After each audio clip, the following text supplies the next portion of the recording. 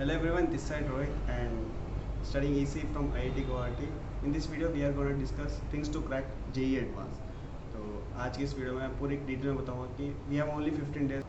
So make sure you watch this video till the end. So let's start this video without wasting a single second. So we have now only 15 days to crack or to be get motivated for JEE Advanced. So what you can do in these 15 days is try to solve as much as mock test as you can, because it will gonna clear you and gonna give you more and more points and things to clear JEE Advanced. क्योंकि आपको पता है JEE Advanced में formula से कुछ नहीं होता. JEE Advanced में आपको कॉन्सेप्ट क्लियर होना चाहिए. And while you are practice for mock test and all mock test and पुराने प्रीवियस ईयर पेपर्स, तो उससे आपको एक आइडिया पता चलेगा कि आप कैसे आपकी JEE Advanced आप क्लियर कर सकते हो. तो बेटर यही रहेगा कि जितनी जल्दी स्टार्ट कर सकते हो उतना जल्दी स्टार्ट कर दो. And remember, don't get demotivated with these marks. And क्योंकि यार डीमोटिवेटेड होने में भी क्यों टाइम वेस्ट करना है. आपको बस जो आपकी मिस्टेक्स है उससे आपके सीखो, like learn from your mistakes. And ये मत देखो कि आपने स्कोर कितना किया है, ये देखो कि आप जो स्कोर करने के बाद जब आप पेपर उसमें सॉल्व कर रहे हो ना, तब पेपर सॉल्व करते करते आप वो सभी पॉइंट्स आप फिर से रिमेंबर कर रहे हो और फिर से रिवाइज कर रहे हो. क्योंकि ये बहुत ही ज़्यादा मैटर करता है कि क्योंकि ये थोड़ा ना आपको फाइनल एग्जाम है. फाइनल एग्जाम जब आएगा ना उसके लिए तो सीख सकते हैं ना, तो वही करो आप भी. Next part is how to increase speed.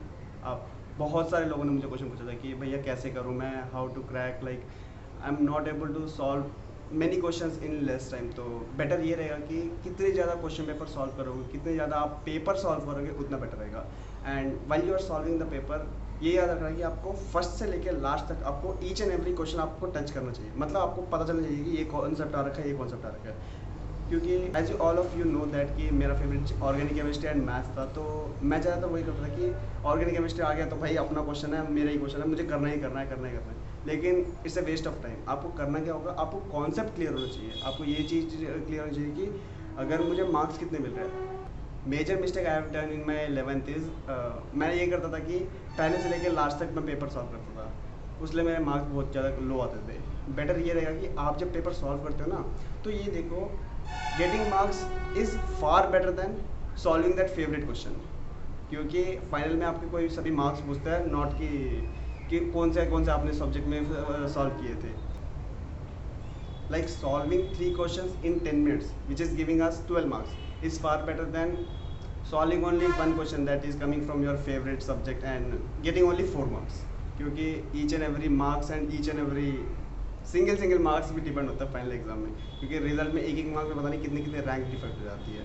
And sorry, I forgot to tell you that कि अगर जब आप मॉक टेस्ट सॉल्व करते रहते हो ना, आपको बहुत सारे ये चीज़ पता चलेगी कि ये तो मुझे पता ही नहीं था, ये मुझे पॉइंट्स ही नहीं पता थे, ये मैंने पढ़ा ही नहीं था करके.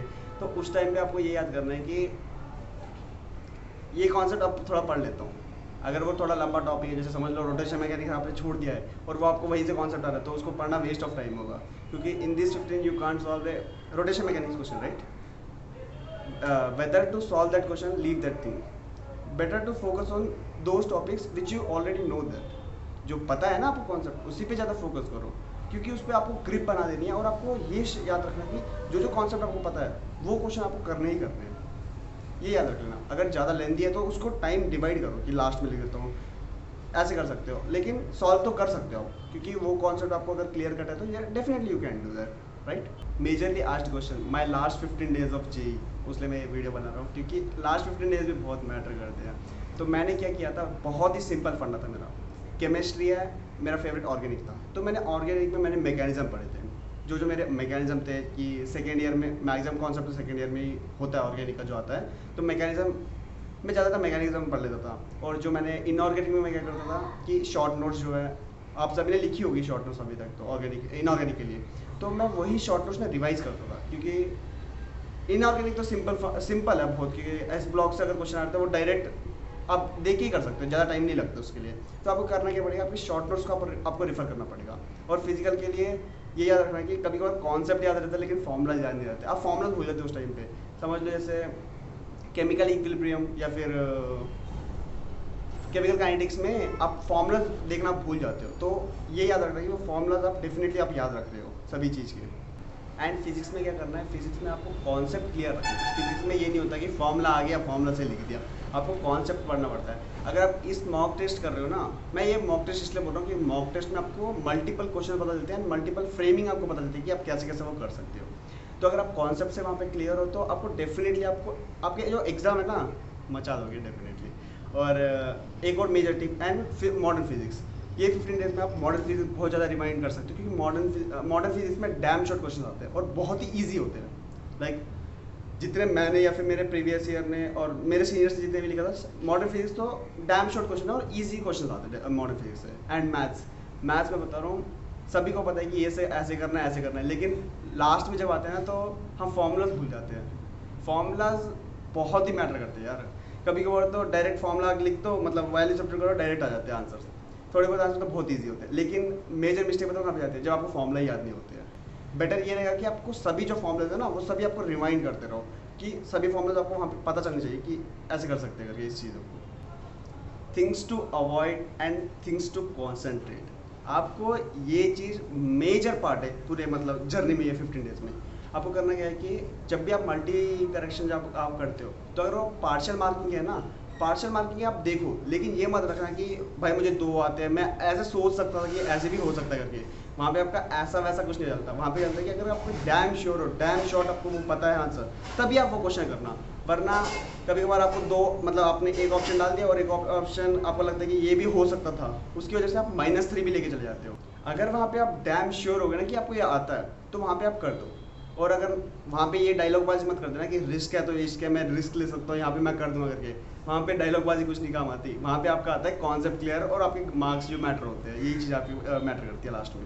एंड मैंने जो किया था जेईई एडवांस के टाइम पे, मैंने एलिमिनेशन मेथड बहुत ज़्यादा यूज़ किया था। एलिमिनेशन मेथड मैंने मैट्रिक्स टाइप पे मैंने बहुत ज़्यादा यूज़ किया था। मैंने द थिंग, अगर आप 11-12 आपने कर दिया और आपने आई थिंक आपने बहुत सारे क्वेश्चन आपने सॉल्व किए होंगे, तो लाइक मैट्रिक्स क्वेश्चंस, तो आपको पता चल गया होगा एलिमिनेशन मेथड में किसके रिगार्डिंग बोल रहा हूँ। AX = B वाला मैथ्स वाला नहीं। एलिमिनेशन मेथड ये होता है कि अगर मतलब आपके जो वो मतलब मैचिंग वाले A1 = A, 2 = B वाले, तो वहाँ पे अगर आपको 2 ऑप्शन आते हैं और ऑप्शंस को देख के आप वहाँ पे कर सकते हो कि कौन से ऑप्शन करेक्ट होते हैं। वहाँ पे आप एलिमिनेट कर सकते हो ऑप्शंस कि ये नहीं हो सकता, ये नहीं हो सकता करके, बहुत ही ज़्यादा प्लस पॉइंट देगा। और वो मार्क्स बताऊँ 16 मार्क्स 8 मार्क्स के होते हैं, तो मेजरली स्कोरिंग मार्क्स होते हैं। याद रखना कि डेफिनेटली अगर वो आए तो ट्रायल आप दे सकते हो इस चीज़ों को भी, टिप्स है रख लो। And don't forget to sleep properly. यार कंपलसरी आपको मिनिमम स्लीप तो आपको चाहिए, क्योंकि आप फोकस नहीं कर पाओगे, आप कॉन्सेंट्रेट नहीं कर पाओगे। बहुत ही ज़्यादा लोग ये सोचते हैं कि भाई मैं ज़्यादा देर पढ़ूंगा, 24 आवर्स पढ़ूंगा, मैं 20 घंटे पढ़ूंगा, 16 घंटे पढ़ूंगा, ये ज़्यादा मैटर नहीं करता। मैटर ये करता है जितना भी आप टाइम पढ़ रहे हो ना, मतलब दिन का 12 घंटे या फिर 10 घंटे, वो पूरे कॉन्सेंट्रेशन से पढ़ना पड़ेगा। ये मैंने मिस्टेक करी थी मेरे 12th के मतलब जो लास्ट के टाइम पे था, रिविजन टाइम पे, जब मैं मॉक टेस्ट लिख रहा था। ये मिस्टेक इसलिए हुई थी मतलब कि मैं भी यही सोचा था कि भाई ज़्यादा पढ़ लूँगा, ये कॉन्सेप्ट भूल गया, ये पढ़ लेंगे, वो पढ़ लेंगे करके। लेकिन विदाउट अगर कॉन्सेंट्रेशन से आप पढ़ नहीं रहे ना, तो वो मैटर नहीं करेगा। वहाँ पे मैटर ये करेगा कि आप जितना भी पढ़ रहे हो वो पूरे कॉन्सेंट्रेशन से ही पढ़ो।